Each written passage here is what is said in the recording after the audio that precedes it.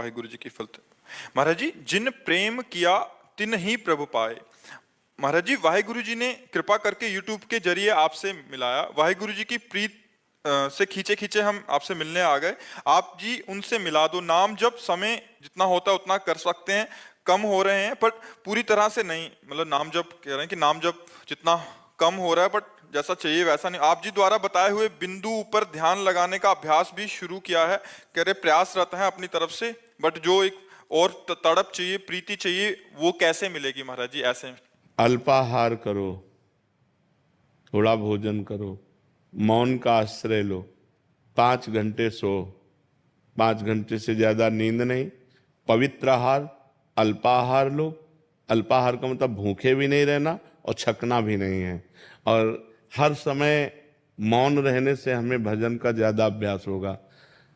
अब जैसे दिमाग है ना, ये उड़ रहा है। अब जब अपनी बात बताए ना, हमारी खोपड़ी जैसे साय मचा है एकदम दिमाग में। और जैसे बचपन से इस मार्ग में रहे तो हमें साय जैसे मतलब बस चुप होने की जरूरत है, बस चल रहा है। अब जैसे बात कर रहे हैं तो हमारे दिमाग में छाया हुआ है, क्योंकि अब जैसे यहाँ घंटे 2 घंटे हमारे व्यतीत हुए, इसके बाद बंद, ना किसी से मिलना, ना नीचे उतरना, ना बाहर। अगर हम किसी चीज का अपने में बसाना चाहते हैं तो उसके लिए हमको समय देना। एक वैज्ञानिक जब किसी बात की शोध करता है तो बहुत एकाग्र, एकांत, शांत, वह उसी में लगन लगाएगा। हम तो परमात्मा की शोध कर रहे हैं, हम तो वाहिगुरु की शोध कर रहे हैं, उनको प्राप्त करना चाहते हैं। तो हमारी लगन ना हमारे देह में लग पावे, ना देह संबंधियों में लग पावे, ना भोगों में लग पावे, केवल वाहिगुरु में लगे तो अभी तन्मयता हो जाए। तन्मया स्थिति जब तक नहीं आएगी तब तक बात नहीं बनती। तो हमें हर समय अपने गुरुदेव में, अपने इष्ट में लगे रहना है और जबान चलाते रहना है। जैसे अब हम उपांशु जप कर रहे हैं, मानसिक नहीं, हमारी जबान चल रही और हम मंत्र जप रहे हैं। अब हम मानसिक जप रहे हैं, चल रहा है। आप भी जब के देखो तो कोई आश्चर्य की बात थोड़ी। 2-4 बार तो आप भी मानसिक जप सकते हो, फिर मन भाग जाएगा। देखो चल रहा है, मानसिक में कोई हरकत नहीं होती, चल रहा। उपांश में हरकत होती जबान में, ऐसा लगेगा कुछ बुदबुदा रहे हैं। और वाचिक में तो ऊपर है ही है, राधा राधा राधा राधा राधा राधा राधा। तो ऐसे हम हर समय उपांश में रहें जब तक हमारी मानसिक स्थिति अचंचल ना हो जाए। अचंचल का मतलब होता है स्थिर। जैसे विषयी पुरुष का मन भगवान पे लगाया जाए तो भागकर विषय में चला जाएगा, ऐसे भक्त का मन विषय में लगाया जाए तो भागकर भगवान में आ जाएगा। वो विषय में नहीं लगेगा क्योंकि उसको स्वाद मिल गया है नाम का, उसको वाहिगुरु की कृपा मिल गई है। तो हमको चाहिए कम भोजन, कम सुनना, कम बोलना, कम सोना।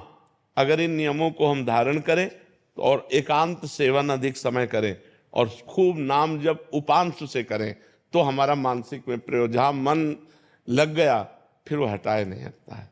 मन निरंतर प्रभु में लग जाए फिर वो हटाए नहीं हटता है। ये जो हम आपको बताते हैं कि हम ऐसे ऐसे, ये बहाबूदी नहीं बताते, अहंकार के लिए नहीं, लेकिन अभ्यास। यदि अभ्यास किया जाए तो बहुत सरल हो जाएगा। हम आपसे बात कर रहे हैं लेकिन हमारे दिमाग में वही बात नाच रही। जैसे आप हमारी बात सुन रहे हो, अंदर कुछ और चल रहा है, चल रहा है ना। जैसे डबल कह दे कि आप हमसे बात कर रहे हो तो भजन कैसे कर रहे हो? तो जैसे आप हमारी बात सुन रहे हो, श्रवणेंद्रिय से सुन रहे हो, लेकिन आपका अंदर का सिस्टम कुछ और चल रहा है। आप हमारी बात पे पूरे नहीं हो, बार बार कुछ और चल रहा है। वही वही उसी जगह जब नाम पहुंच जाता है तब बार बार हम आपसे बात कर रहे हैं लेकिन वो खिंचाव उसी तरफ चल रहा है। तो हमारा निरंतर भजन होगा। जब हमारा ऐसा चिंतन होगा तो हमारा निरंतर भजन होगा। उसे कहते हैं परावाणी के द्वारा भजन। होता है वैखरी, मध्यमा, पश्यंती और परावाणी। परावाणी में वो परिपक्व साधक हो जाता है, वो सिद्ध साधक हो जाता है जिसकी ऐसी स्थिति होती है। तो हमको एकांत सेवन करना है, हमको पवित्र और थोड़ा भोजन करना है। अपवित्र भोजन भी भजन में बाधक है, तो ये ध्यान रखें कि हमारा भोजन बहुत पवित्र होना चाहिए और हमारा संग बहुत पवित्र होना चाहिए, और बस 5 घंटे से ज़्यादा सैया में सोना नहीं चाहिए। उठ के बैठ जाए और नाम जप करने लगे, ऐसा अभ्यास करके देखो।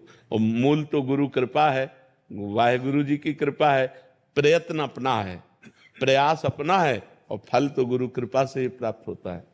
महाराज जी, जैसे घर में तमोगुणी लोग होते हैं तो उनके बीच में कैसे, जैसे घर में नॉनवेज पकता है, ये तो बहुत बड़ी समस्या है। उस हाँ, बहुत नहीं, ये तो बहुत बड़ी समस्या है उस परिवार के भक्त की, जिसके परिवार में ऐसा आहार विहार किया जाता हो और वो भक्ति करना चाहे। ये तो बहुत बड़ी समस्या है। बड़ा दुर्भाग्य है कि हमको ऐसा प्रतिकूल वातावरण मिला। बड़ा दुर्भाग्य, बड़ा सौभाग्य है जिनको अनुकूल वातावरण मिले, लेकिन फिर भी स्वयं ना खाए। स्वयं मान लो आप पत्नी किसी की होंगी, आप किसी की बेटी होंगी, किसी के घर में तो रह रहे होंगे, अगर उन लोगों का दबाव है तो आपको बनाना पड़ेगा, आपको उनको पवाना पड़ेगा, आपको उनके बर्तन मांजने पड़ेंगे, लेकिन आप मत खाइए। तो भगवान ये बात तो जान रहे हैं ना कि आप किस समस्या में हो, लेकिन आपका मन भगवान की तरफ है, इसी बात से भगवान रीझ जाएंगे। आप स्वयं पवित्र रहिए, स्वयं मत खाइए। लेकिन अगर ऐसा दबाव है कि आपको बना के देना पड़ेगा, तो आप मान लो किसी की पत्नी हो तो आपको बना के देना पड़ेगा, बर्तन मांजने पड़ेंगे, लेकिन आप मत खाइए। आप भगवान से प्रार्थना कीजिए कि मेरा दुर्भाग्य कि मुझे ऐसा वातावरण मिला है, पर नाथ मैं आपका इस जीवन में भजन किए बिना व्यर्थ नहीं जाने देना चाहती जीवन, इसलिए आपको प्राप्त करना चाहती हो। अंदर ही अंदर प्रार्थना कीजिए, आप मत खाइए। मुझे लगता है कि अगर परिवार के लोग थोड़ा भी सुलझे हों तो जो ना पाना चाहे उसे दबाव नहीं देना चाहिए।